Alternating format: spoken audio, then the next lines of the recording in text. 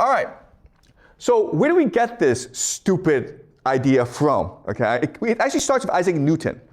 So Isaac Newton, you learn about him in physics class. You learn that he's the founder of calculus.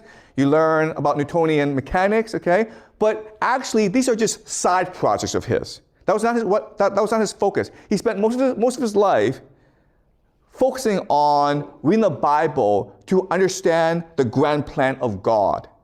And he wrote a book called Observations upon the Prophecy of Daniel and the Apocalypse of St. John, okay?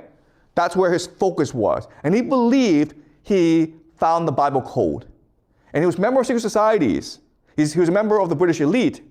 And if someone like Isaac Newton is telling you, like, this is what the Bible says, and this guy who found a calculus and who developed the 3 laws of motion, you'll probably believe him, okay? But the guy was insane. All right, so what he did was he's looked at certain sections of the Bible and put them together into a story about, okay? And so this is Ezekiel 37. And so Ezekiel 37 says that the Lord God tells the prophet Ezekiel that, yes, I've scattered the people of Israel, but now I bring them back together. And then I will make your nation great. I will make flowers bloom. I will make your city prosperous, okay? And this is all in the Bible.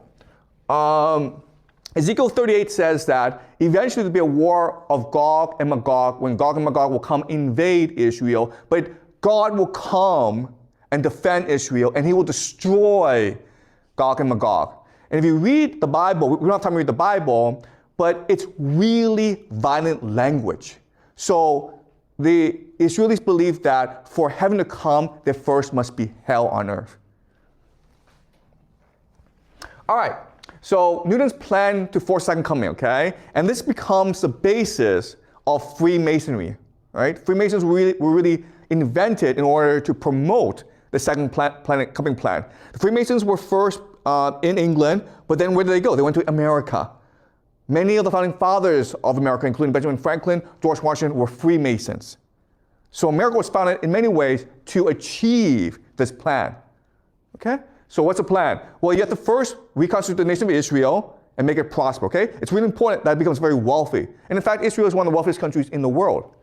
You have to have the Jewish diaspora return to Israel, and that means you promote prosperity, but you also have to promote a Jewish conspiracy. So while you're letting the Jews get rich in the West, you're also promoting the idea that the Jews control the world. Okay, it's all part of this plan. You have to rebuild Solomon's temple. You have to have the war of Gog and Magog.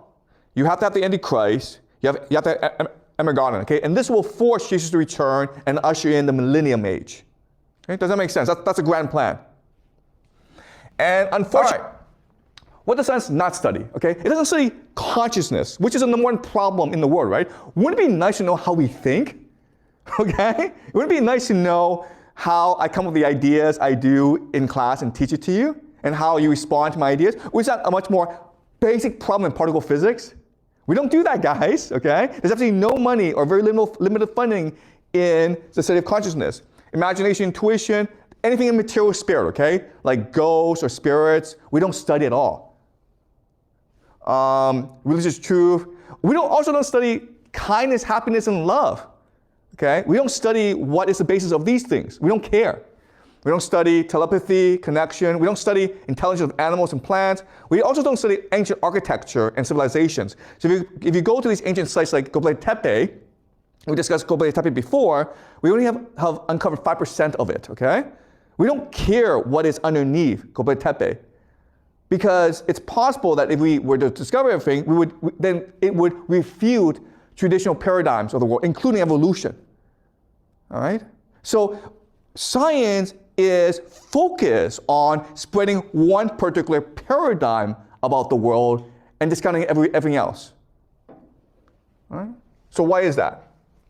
Okay, another thing that's really interesting about science is it hasn't really improved in the past 50, 70 years. We're spending billions, trillions of dollars on science, but we haven't really improved science that much. There have been no great discoveries. And there are three reasons why, okay?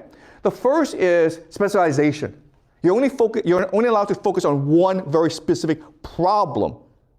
And without generalists, without being able to think of science very broadly, it's hard to come up with new discoveries. all right? The other thing is you have a very strict bureaucracy. So as a scientist, you spend most of your time actually applying for funding. You actually don't spend most of your time trying to solve the problems of the universe. And the third thing is credentialism, where if you don't have a certain PhD, and you don't belong to a major research university, you're not allowed to talk about science, okay? So because of these three reasons, it's hard to do science. It's hard to discover truth. And that's the intention. The intention is to prevent people from discovering the truth of the world, okay? Now, science is not very good at creating new things, but it's very good at faking things, okay? It's very good at faking things. Also, guys, it's possible they might fake something else, called an alien invasion. Science is very good at that. It's not good at creating spaceships, but it's good at faking spaceships, okay? There's a difference. All right, so this is Thomas Kuhn, and he wrote something called The Structure of Scientific Revolutions. And he just says it's natural for paradigms, new ideas, it takes a very long time for paradigms to take shape. But then if that's the case, how do you explain Einstein? The moment he proposed relativity, boom, he's famous, world famous, okay?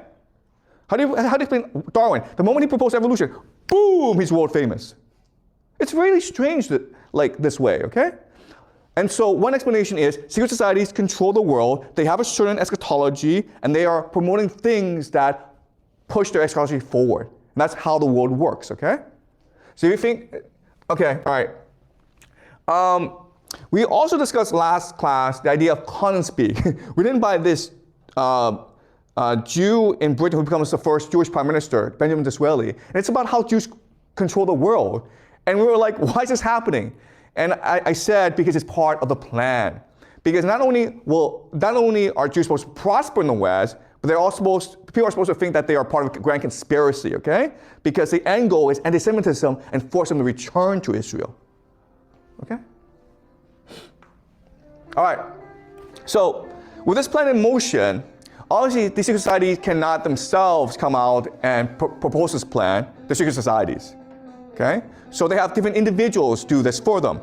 This is Theodor Herzl, who is considered the founder of Zionism. The idea of Zionism is that Jews deserve their own homeland, preferably in Palestine, okay?